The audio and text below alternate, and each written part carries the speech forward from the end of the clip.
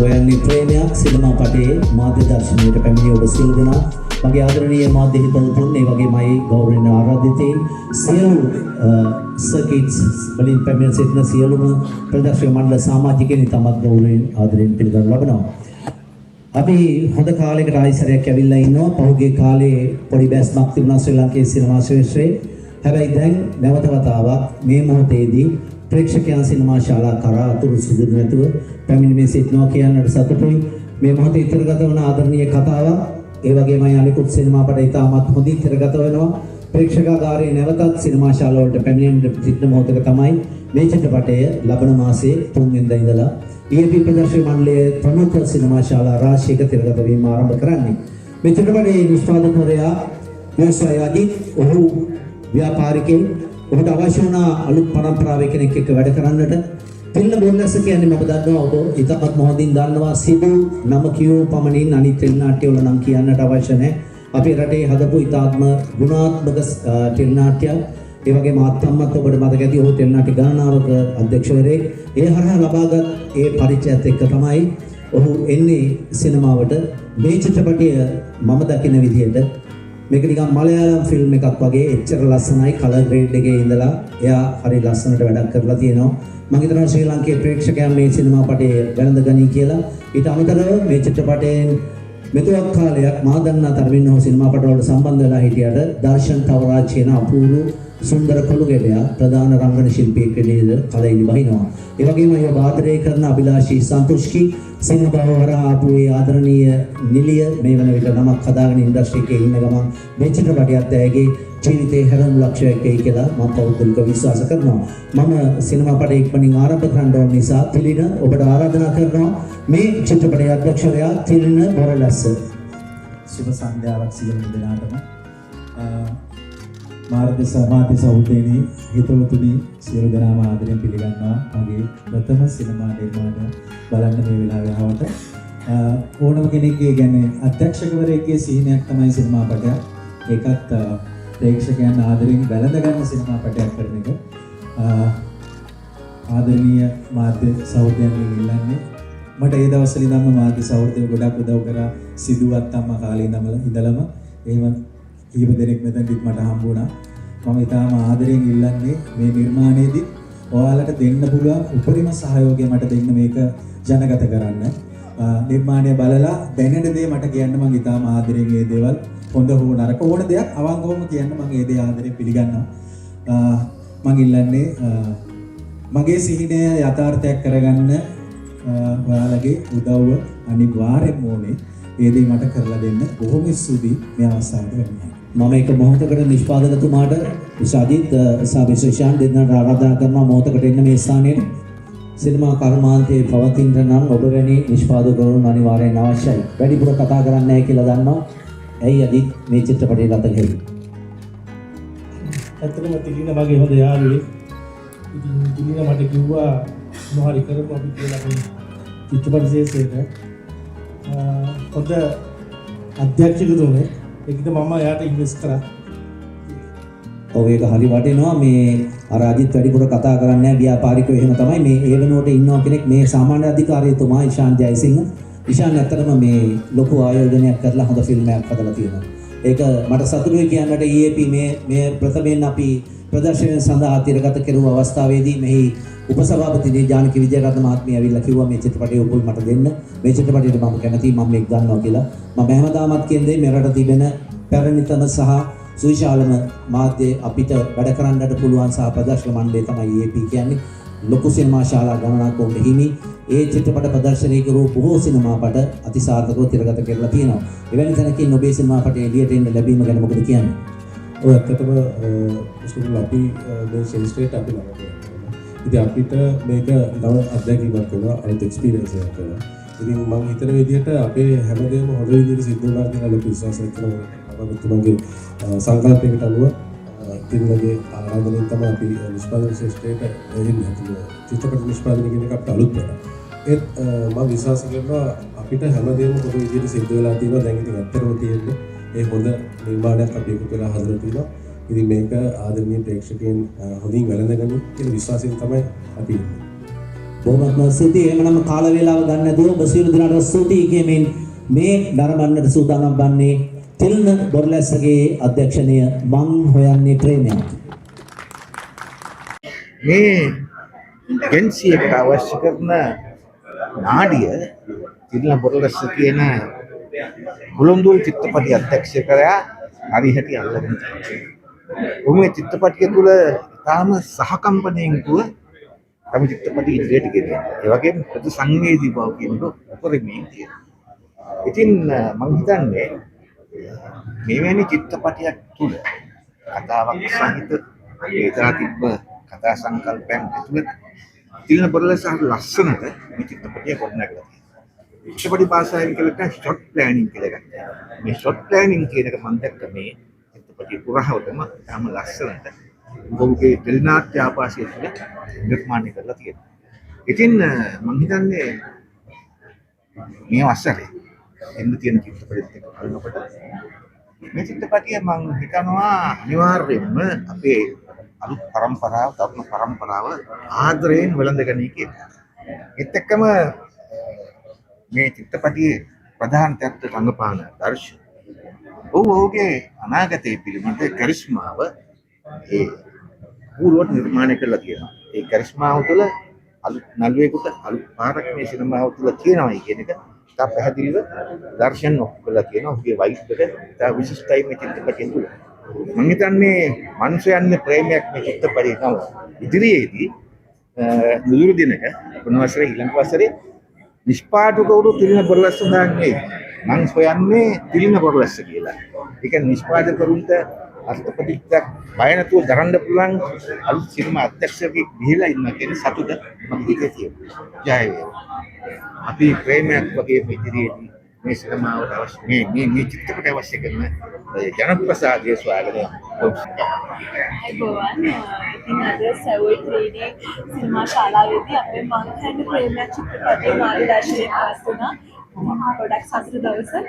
මංහන්න ප්‍රේමයක් කියලා කියන්නේ ගොඩාක් ආදරණීය චිත්‍රපටයක්. ඉතින් සැප්තැම්බර් 3 වෙනිදා ඉඳන් ඔයගොල්ලෝ සිනමා ශාලාවල මංහන්න ප්‍රේමයක් චිත්‍රපටය යනවන්න පුළුවන්. මම ඇතුළුව ඔයගොල්ලෝ ආදරය කරන රංගන ශිල්පී දර්ශන තවරාජ අයියා, ඒ වගේම තමයි ප්‍රවීණ රංගන ශිල්පී තෙන්නකෝන් මහත්මිය, සංගද මල්ලරාජි, ජයනි වීරසිංහ, පූජනී වාග්ය, මේ වගේ ඔයගොල්ලෝ ආදරය කරන ලස්සන කාස්ට් එකකින් තමයි මේ චිත්‍රපටය ඔබට පත් වෙන්නේ. ඉතින් ඔයගොල්ලෝ ආදරය කරන ඩිරෙක්ටර් කෙනෙක් තමයි මේ චිත්‍රපටය අධ්‍යක්ෂණය කරේ තිල්න බොරලැස්ස අයියා. ඉතින් ආරාධනා කරනවා හැමෝටම සැප්තැම්බර් 3 වෙනිදා මං හරි ප්‍රේමයක් සමග එකතු වෙන්න කියලා. මං හොයන්නේ ප්‍රේමයක් මීඩියා ප්‍රීමියර් එක තමයි ඉතින් අද තිබුණේ. ගොඩාක් සතුටුයි. මම ලීඩින් රෝල් එකක් කරන පළවෙනි චිත්‍රපටය මේ රිලීස් වෙන්නේ. ඉතින් තින අයියාගේ කුළුදුල් අධ්‍යක්ෂණයක්, ඒ වගේම තින තාරක අයියාගේ කුළුදුල් මියුසික් අධ්‍යක්ෂණයක්, ඒ වගේම විශ්‍යාජිත් කුළුදුල් නිෂ්පාදනයක්, ඒ වගේම දර්ශන තවරාජ අයියා, අභිලාෂී සංකෘෂ්ණාන්ගේ නිමී දෙනකෝන් අක්කා මේ හැම කෙනෙක්ම චිත්‍රපටයට උපරිම සාධාරණයක් කරනවා. ඒ වගේම චිත්‍රපටයට සම්බන්ධ වුණු හැම කෙනෙක්ම උපරිම සාධාරණයක් කරනවා. චිත්‍රපටය හරිම ලස්සනයි. ඉතින් ඔයාලා හැමෝටම ගොඩක් ආදරෙන් ආරාධනා කරනවා ළඟදීම එන්න මං හන්නේ ප්‍රේමයක් චිත්‍රපටය ආදරෙන් බලන්න. Thank you. තිල්න බොරලැස්ස අයියාගේ කුළුගුල් සිනමා නිර්මාණය මං හොයන ප්‍රේමයක් අද මාර්ගදර්ශනය කරනවා. හරිම සතුටුයි, හරිම ලස්සන ආදරණීය කතාවක්. ආදරේ විතරමයි. ඉතින් මම හිතනවා ශ්‍රී ලාංකීය ජනතා විද්‍යාලයේ ලෝකෙම ආදරේ ගන්න ආදරේ කතාවක් වෙයි කියලා. ඉතින් මාර්ගදර්ශනය අද පැවැත්වුණේ මාධ්‍යට බාරයි මේක ඉස්සරහට අරගෙන යන්නේ කියලා ආරාධනා කරනවා. ශ්‍රී ලාංකීය ෆිල්ම් වල ආදරේ ප්‍රේක්ෂකයන්ට එන්න වැළඳ ගන්න ආදරණීය මං හොයන ප්‍රේමයක් ප්‍රේමයේ විතරමයි ආදරේ විතරම හරි ලස්සන කතාවක්. ඉතින් ආරාධනා කරන ආදරෙන් සැප්තැම්බර් 3 වෙනිදා දිවෙන පුරා සිනමා හාලවලින් ළඟමල් Hi Bowen, I'm Darshan Tavaraja. අද මං හොයන්නේ ප්‍රේමයක් කියන මේ පළවෙනි චිත්‍රපටයේ මේ මාධ්‍යව විතරක් වෙනපු දවසේ හැම වොයිස් කට්සලින් කියන දේ තමයි දැන් වෙන ෆිල්ම් එකක් වෙනම කල්පනාවක් ෆිල්ම් එකක් කවය වෙනම කන්ෆිඩන්ස් එකේ කතා කරනවා. ඒ කන්ෆිඩන්ස් අද නෑ මම මේ මාඩ මේක තියෙන්නේ කන්ෆිඩන්ස් කම්ප්ලීට්ලි දාලා තියෙන දවසක්. ෆිල්ම් එක ලස්සනයි, ඒ හැමදේම හරි. හැබැයි මගේ පළවෙනි චිත්‍රපටයක් විදියට මම සාධාරණ කරලා තියෙනවා කියලා මම හිතුවට ඒ වගේ සමහරවිට ඒගොල්ලෝ තමයි තීරණය කරන්නේ මට දැනගන්න කම්පල කියන අවස්ථාව ඔක්කොම අදලා දුන්නේ ඒ ඔඩියන්ස් ඔයගොල්ලෝ මට ආදරේ දෙන්න ඒ ටික තමයි මට පොඩි chances පොඩි chances මම යූස් කරලා තමයි ඉස්සරහට ටිකක් වැඩ කරගෙන ඒ opportunities අතලින්ම තමයි මම මගේ සිංහල භාෂාව හදාගත්තේ මම නටබන්න කොල්ලේ පොඩ්ඩක් හරි හදාගත්තේ මේ හැමදේම ඔයගොල්ලෝ දෙනවා so thank you so much ඒකට ඉස්සර දවසේ මට දුන්න ආදරේට ඒ ආදරේම ස්ක්‍රීන් එකත් ඇවිල්ලා ඔයගොල්ලෝ එක්ස්පීරියන්ස් කරලා ඒ ආදරේට බලාපොරොත්තු මං හොයන්නේ ප්‍රේමයක්. ඇතරම අපි හැමෝම ආදරය කරලා තියෙන ආදරය දකින ආදරය බලාපොරොත්තු වෙන හෝ ආදරය කියන වචනේ ඇතුලේ ජීවත් වෙන මිනිස්සු තමයි අපි. ජීවෙන් කියන්නේ එහෙම කොටසක්. ඉතින් මං හොයන්නේ ප්‍රේමයක් කියන මේ නිර්මාණය තමයි නිර්මාණයක්. මම ඇත්තටම මේ නිර්මාණය දායක වෙන්නේ දුෂ්ටයාගේ පැත්තට. නමුත් දුෂ්ටයාගේ පැත්තේ හිටියත් ඇත්තටම ආදරය විදින කෙනෙක් විදියට හරියට සංවේදී වුණා. අවස්ථා කීපෙම ඇත්තටම සංවේදී වුණා. මේක ඇත්තටම බලන්න ඕන කතාවක්. මේක ආදර්ශමත් කතාවක්. විශේෂයෙන්ම දෙමාපියන්ට ළමයින්ට ආදරවන්තින්ට හැමෝටම තම අර්ථවත් කතාවක්. ඉතින් මම ආරාධනා කරනවා ලංකාවේ හැමෝටම එන්න කියලා මේ සිනමා පටය බලන්න. මොකද මේක එක්තරා තවත් ෆිල්ම් එකක් විතරක් නෙමෙයි, සිනමා පටයක් විතරක් නෙමෙයි. මේක ජීවිතයට ආදරයට හැමෝටම විශේෂයෙන්ම දෙමාපියන්ට දරුවන්ට ආදරය කරන හැමෝටම ආදර්ශමත් කතාවක්. එන්න මම හොයන්නේ ප්‍රේමයක් බලපු හැමෝටම දෙයක්. මං හොයන්නේ ප්‍රේමයක්. ඇත්තටම චිත්‍රපටය බලනකොට මටත් ආස හිතුණා මේ වගේ ආදර කතාවක් අත්විඳින්න. මම මුලින්ම විශ් කරනවා අපේ ආදරණීය අධ්‍යක්ෂකවරයාට තිලින බොරලැස්ස, ඒ වගේම තිර රචකාරියට අනුම විජේවර්ධන, ඒ වගේම නිෂ්පාදකතුමාට අදිත්‍යයට.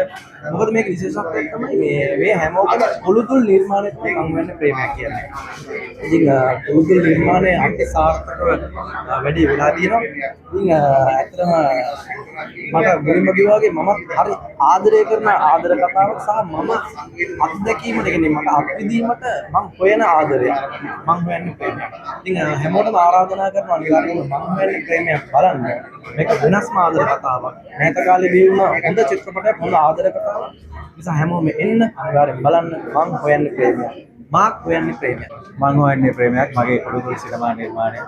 අකමා විජේවර්ධන විසින් රචිත USY අජිත් විසින් නිෂ්පාදනය කරපු මේ නිර්මාණයට බොහෝ පිරිසක් දායක වුණා.